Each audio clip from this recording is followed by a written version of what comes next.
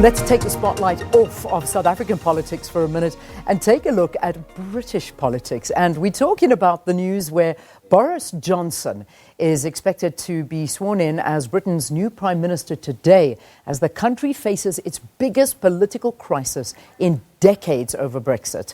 Johnson has already been in discussions with colleagues over senior cabinet posts.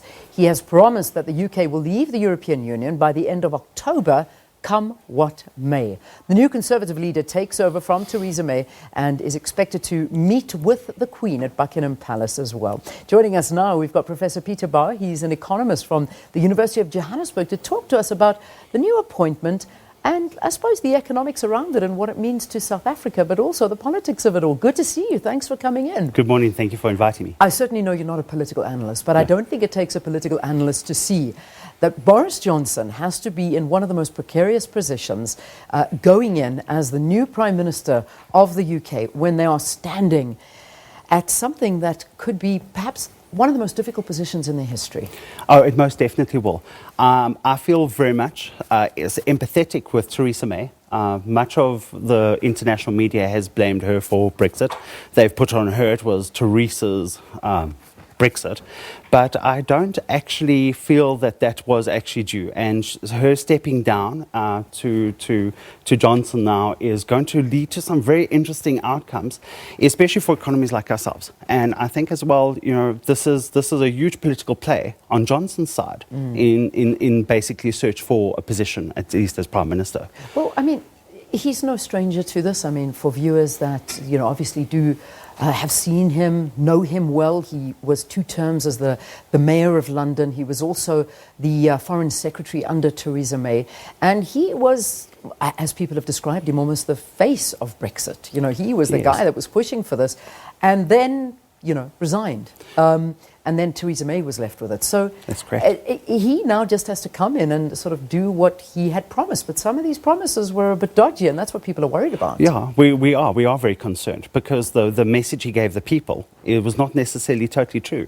The European Union, the British economy was not paying the British, or at least was not paying the European Union vast sums of money to be a member of the EU. There were huge benefits that the British were actually achieving from this.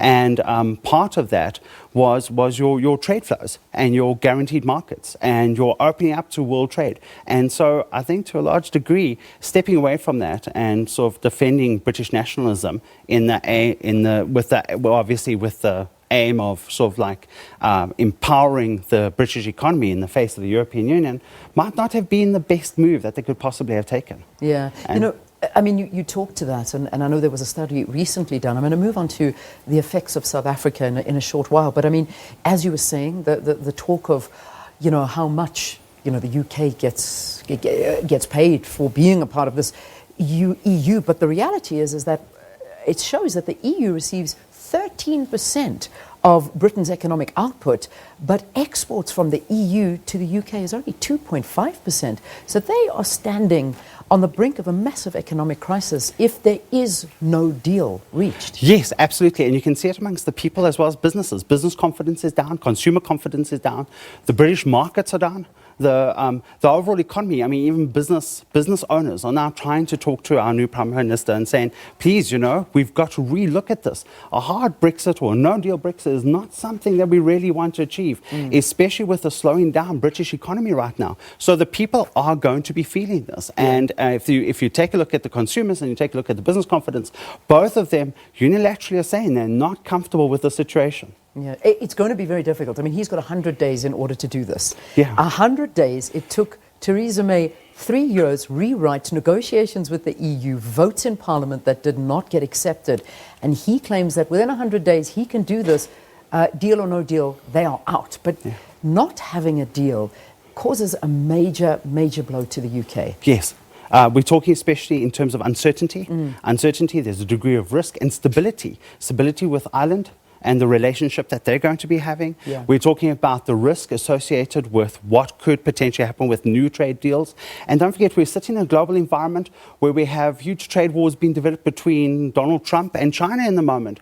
And I would love to know which direction the UK is going to lean. Are they going to be leaning more towards America, hoping that America is going to be the continent that's actually going to bail them out of trouble in the future? Or is that going to be their future hope?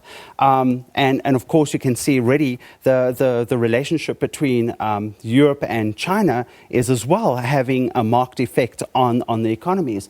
So, and of course, that's going to spill over then to us. Yeah. So if there isn't a deal, I mean, the other issue is that they could move into a general election, and also they could have to face another referendum, because it's possibly too risky to go in with a no deal. And that has consequences not only for the countries you've mentioned, but for South Africa as well. So what do we know about Boris Johnson and his relationship with Africa, with South Africa? You see, Boris Johnson is very much a nationalist. He's very much interested in the power and the strength of the UK. And that was the image he's given us right from the very beginning.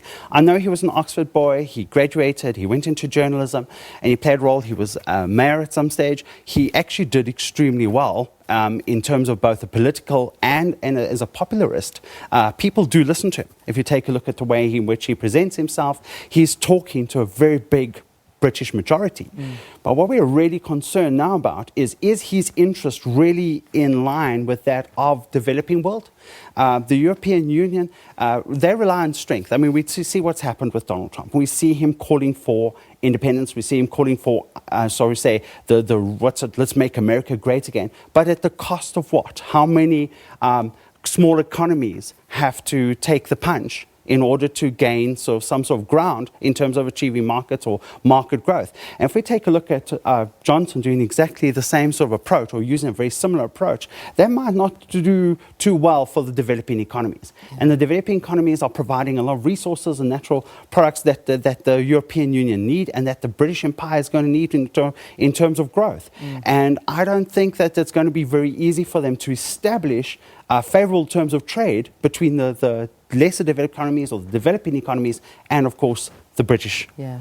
And I mean, the British are, if one of our biggest trading partners, if not our biggest trading partner. Please correct me if I'm wrong. I mean, when we look at trade... It is one. It is one of the biggest. Certainly one of the biggest. Yes. And I mean, we have China, we have Germany, and we have the UK. They fit into the top 3-4 economies. So, I mean, this is something that we really need to negotiate very, very well. And we saw Theresa May coming here, visiting, also trying to put her best foot forward, even attempting to dance. And that, and that was a camera moment, if any.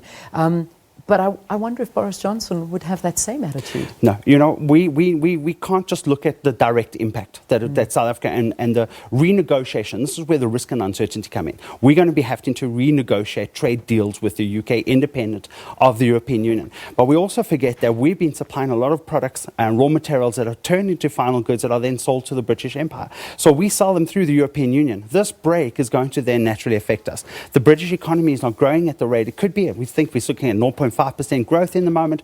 That means our exports to both to Germany, for example, as well as to to the United Kingdom, are both slowing down. So it's not just the direct impact of us and the UK. It is us, the UK, and the European Union. And then there are other big players too, like China. China is one of our largest trade partners in the moment, and we sell a large amount of good products to them, which then get converted into something and sold back to the British. And if those trade negotiations will start to fail, which is a high likelihood given the direction the Americans are going to be taking, then that could, of course, impact on us too. So it's not a direct, there's a lot of indirect routes that we need to focus on as well. I want to bring a little bit more politics into it, because not only does Boris Johnson, and please tell me if you don't want to go here, because it is a bit more technical, but I know that he goes in with Brexit, but he also goes in at a time where Iran is in the equation, and Iran have now apparently seized one of their British oil tankers. That's correct. And this is a very dangerous situation. This really is, between Tehran, Washington, the UK, and he's got to manage this situation as well. Absolutely, and we can start seeing already polarization between the different states. We can see the conflict, the tensions that are rising in the Middle East. And again, I think to a large degree, the United States are sort of using this to hedge their own position in terms of global politics and in terms of global strategy. And again, if we will probably see again, bridging this might lead towards closing the gap between the United States and England. And I'm not really convinced that Iran is really out there to create the conflict that is actually happening. But I do think that the tensions that this is creating might not do so well for many of the other countries. Obviously, it's going to have impacts on the price of Brent crude. Oil prices are naturally going to go up. It's going to have huge impacts on terms of cost of producing goods, etc. Whilst, the United States, for example, in the moment are producing a large amount of their own oil that they can use. It'll keep their production prices down. But at the same time, that could affect the rest of us, especially us in the developing countries, especially where we do not have our own oil supplies. Yeah, I want to make this also into a couple of quotes that Boris Johnson has said about South Africa, and they've been, I don't know, humorous to say the least, but also a little bit disturbing on how he speaks about South Africa. Here's a couple. This was Boris Johnson when he spoke about the World Cup. South Africans are thrilled and motivated by sport. It is an unambiguous force for good. I'm sure it was one of the reasons why South Africa wanted the World Cup, and it's why it was right to give it to them. So there was a positive. Well, thank God we had the World Cup, because that brought us out of a huge financial crisis at the time. Exactly. Here's another one.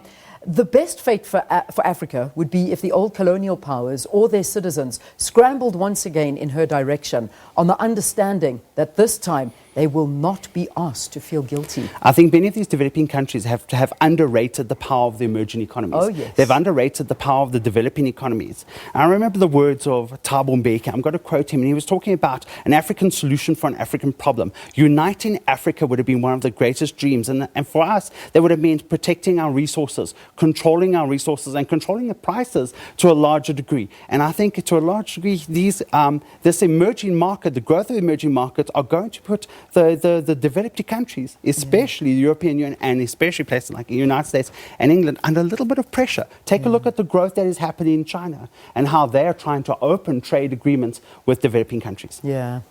Let me end with this one, because he spoke about a beautiful run that he went through in Westcliff and how lovely it was. The urban forests of Johannesburg was a winter symphony of brown, green and gold. So thank you for that, Mr. Johnson. And then he says on his Cape Flats, of the hordes of unwashed kids who came out to compete for our presents, badges and trinkets, hardly any seemed fluent in English. A nice one-eyed woman called Mary took us in to see her flat, and though her lino floor shone with mopping, she had almost none of the amenities that are taken for granted by the poorest families in modern Britain. And those are just some of the things that he's had to say about Africa.